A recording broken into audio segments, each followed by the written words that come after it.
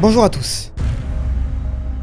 Au cours de son histoire, l'humanité a bien failli disparaître à plusieurs reprises. Pas uniquement à cause de conflits ou de catastrophes naturelles, mais également à cause de quelque chose de bien plus discret, de bien plus sournois. De nombreuses maladies ont en effet attenté à l'existence de l'humanité. Des maladies contre lesquelles l'homme s'est battu par la force de son inventivité, des maladies contre lesquelles l'homme a parfois gagné. Aujourd'hui, on va retracer l'histoire des grandes maladies éradiquées ou presque totalement éradiquées par l'homme. Installez-vous bien et piquons une tête dans le passé.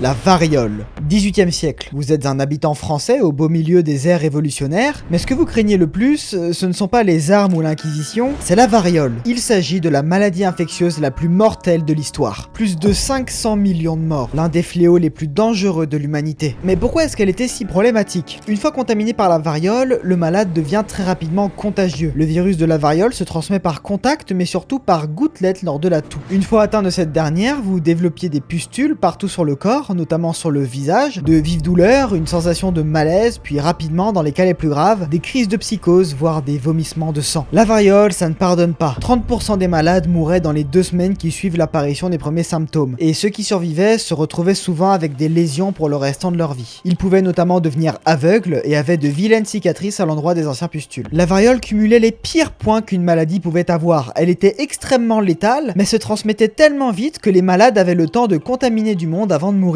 Assez vite dans l'histoire, il a existé une méthode de prévention contre cette maladie. On récoltait le pus dans un pustule d'un enfant qui était faiblement atteint et on le transmettait à un autre enfant qui lui était en pleine santé. Ça pouvait se faire soit par plaie, soit par inoculation dans le nez. On appelait cela la variolisation. Malheureusement, cette méthode était insuffisante. Pas tous les enfants devenaient immunisés et surtout, même s'ils n'étaient pas malades, ils devenaient fortement contagieux. Toutefois, bien que cette méthode ne fût pas la solution ultime, son principe avait du potentiel et il faudra attendre 1796 avant que ne naisse la véritable technique qui allait tout changer.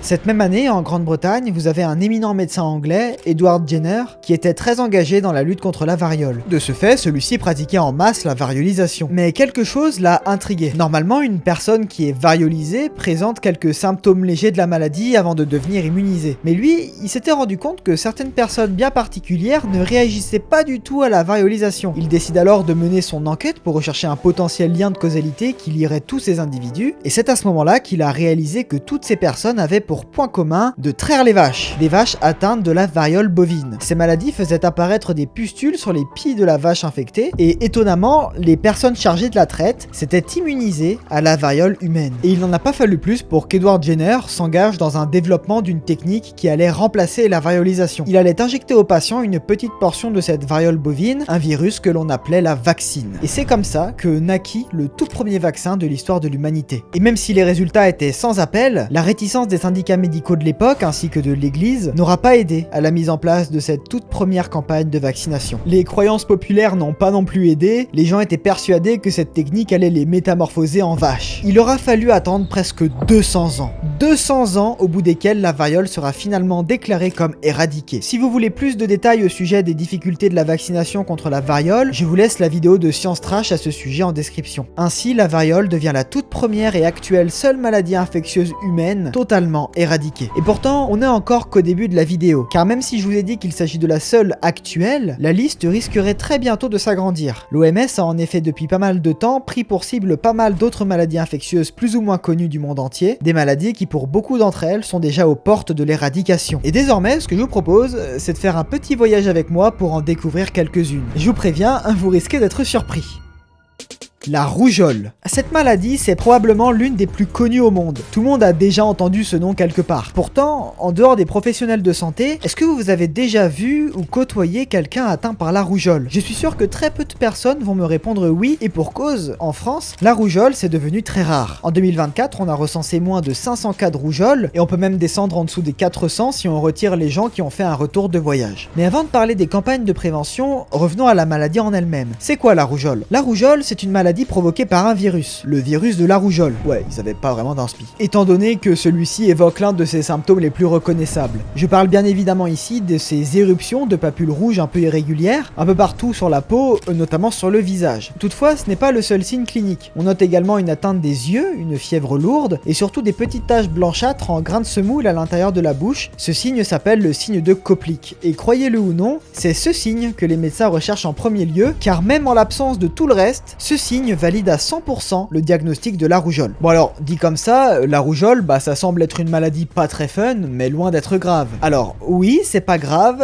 sur le papier. En fait, il y a deux grands points qui font de la rougeole une maladie sérieuse, potentiellement mortelle, que le corps de santé ne doit surtout pas prendre à la légère. Le premier, c'est sa contagiosité. Cette maladie est extrêmement virulente. Dans un contexte sans prévention, on estime qu'une personne atteinte de la rougeole la transmet en moyenne à 20 autres personnes. À titre de comparaison, le Covid, c'est 2. Oui, seulement 2. Et vous avez vu le bordel que ça a provoqué. Bref, la deuxième chose importante, ce sont les complications. La rougeole n'est pas grave en soi, ces complications, elles le sont. Elles peuvent être respiratoires, ORL, neurologiques, mais le point commun de celles-ci, c'est qu'elles surviennent toutes à cause de la même chose. Dans certains cas, dans certains contextes, le virus de la rougeole peut induire une immunosuppression, une baisse drastique du nombre et de l'efficacité des cellules immunitaires. Il y a un autre virus qui a cet effet, mais cette fois-ci c'est en permanence, il s'agit du virus du sida. Donc pas besoin de vous en dire plus pour vous faire comprendre que cet effet de la rougeole, il peut être très grave, mortel s'il est maltraité ou s'il touche un patient déjà fragile. Ça peut être par exemple les bébés, les enfants, dont le système immunitaire n'est de base pas encore bien optimal. Gardez cette idée en tête, on va y revenir très vite. Au départ, la rougeole était donc une maladie tête d'affiche très crainte par les populations, causant la mort de plus de 2,5 millions de personnes chaque année dans les années 80. Mais ce qui va mettre un énorme chassé dans cette maladie, je vous le donne en mille, c'est le vaccin. Regardez-moi cette courbe. C'est le nombre de cas par an en France depuis la mise en place des programmes de vaccination. Sauf que malheureusement, comme avec la variole, il y a un fléau qui plane toujours, celui de l'hésitation vaccinale. Alors oui, j'appelle ça un fléau car elle provoque factuellement un nombre colossal de décès dans le monde chaque année. Et la catastrophe liée à la rougeole, elle a eu lieu en 2011. Année durant laquelle on a constaté une baisse drastique des vaccinations contre la rougeole, notamment les jeunes mères, et année durant laquelle, étonnamment, on a eu affaire à une violente recrudescence des cas de rougeole, notamment chez les enfants de moins d'1 an. Vous vous souvenez, les bébés fragiles, tout ça? Le vaccin contre la rougeole, il ne peut pas être administré à une femme enceinte, donc si la mère n'était pas immunisée à ce moment-là, elle devenait un risque majeur de transmission du virus à l'enfant. Et c'est ainsi qu'en 2012, l'OMS a repris le projet d'éradication de la rougeole, rendant le vaccin obligatoire en 2018 et luttant encore aujourd'hui à l'échelle mondiale contre une maladie qui, on l'espère, disparaîtra très bientôt de la surface de la Terre.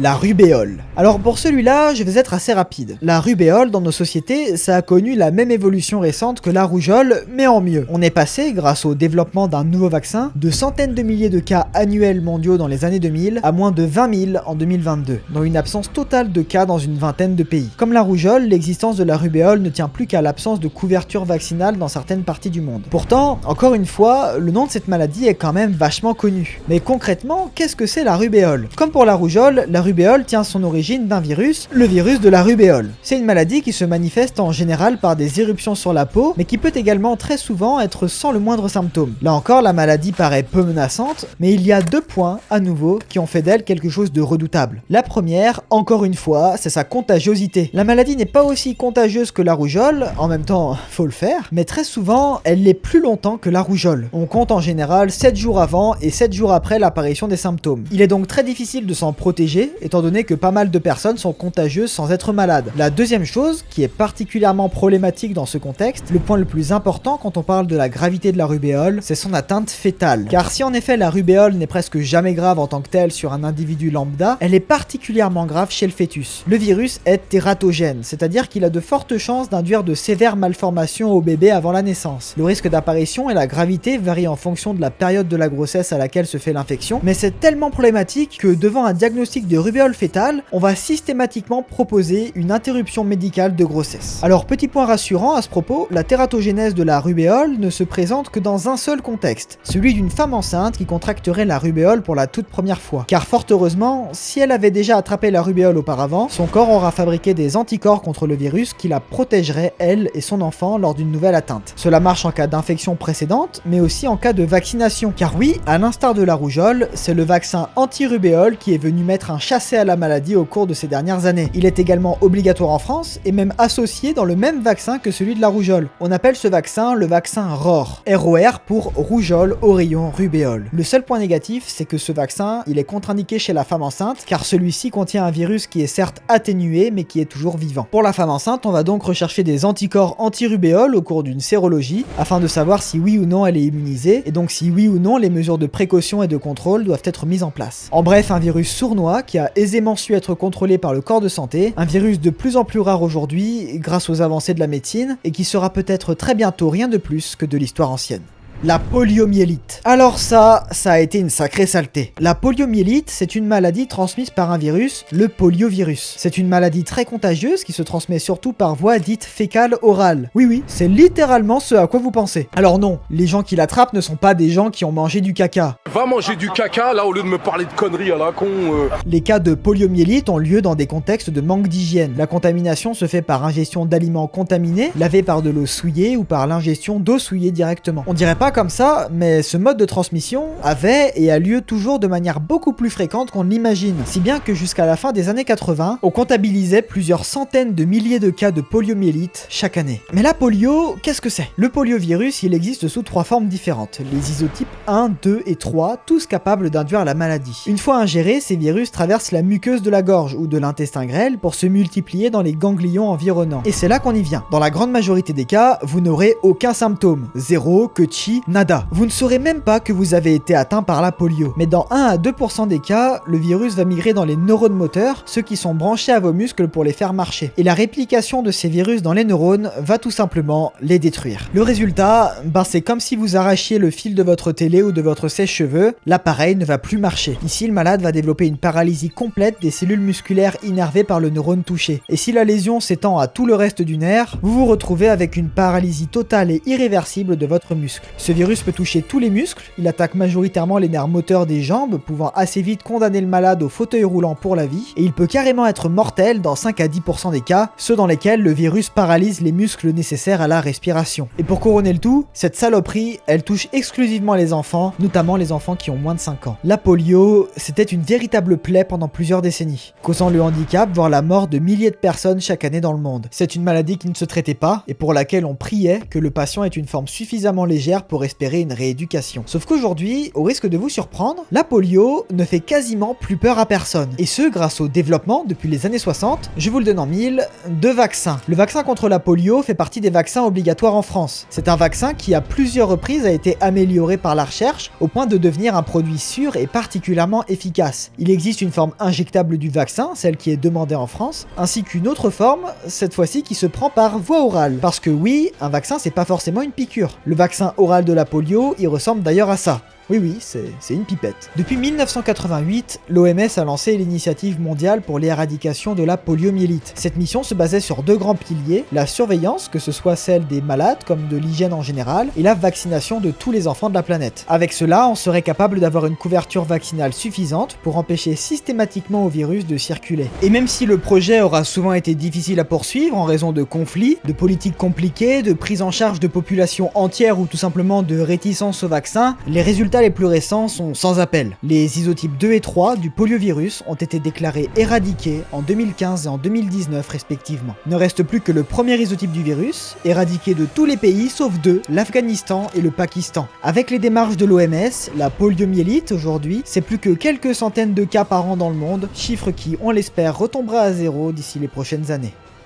La dracunculose. Bon, on arrête un peu avec les virus, cette fois-ci l'histoire parle d'un parasite, le Dracunculus medinensis. Alors vous inquiétez pas, plus jamais je répète ce nom dans la vidéo. Alors, ce parasite a longtemps été un enfer dans les pays endémiques de celui-ci. Il a été très présent en Afrique, en Inde, au Moyen-Orient, et encore une fois, il s'agit d'un cas qui s'attrapait via les eaux contaminées. Sauf que là, ça n'a rien à voir avec la polio. Ce parasite de la dracunculose est un ver blanc dont la femelle peut atteindre jusqu'à 80 cm de longueur. Les malades malades s'infectent en buvant de l'eau contaminée, non pas par les matières fécales contenues à l'intérieur, mais par des crustacés microscopiques. En effet, certains de ces crustacés vont absorber les minuscules larves de ce parasite. Ces larves, une fois ingérées, elles traversent la paroi de l'intestin et deviennent adultes dans la cavité abdominale. Cette phase dure environ 1 an et est totalement asymptomatique. Vient alors l'accouplement, suivi de la mort des mâles. Les femelles, quant à elles, vont migrer jusque sous la peau, en général sur le côté du pied. Alors pourquoi à cet endroit? Vous allez comprendre. Une fois à destination, la tête du ver va provoquer une papule sur la peau, qui finit par s'ulcérer et se dégrader. Cette dégradation, elle est volontaire, parce que l'objectif de celle-ci, c'est de provoquer une sensation désagréable et très douloureuse à l'hôte qui va chercher à la soulager en plongeant la tête dans l'eau. Le parasite va donc en profiter pour y libérer ses larves qui seront à nouveau absorbées par les microcrustacés de l'eau afin de boucler le cycle parasitaire. Avoir ce ver, c'est pas marrant. En plus des douleurs et des lésions sur la peau, ce ver a souvent tendance à provoquer de nombreux autres symptômes avec la durée. De l'allergie, des urticaires, des érythèmes, en plus de prédisposer à d'autres infections et d'induire de violentes douleurs articulaires chroniques. Or le traitement, il est pas non plus marrant, hein. Le seul moyen de traiter la dracunculose, c'est de retirer le ver à la main. Il faut donc lentement sortir le ver, qui je le rappelle mesure jusqu'à 80 cm,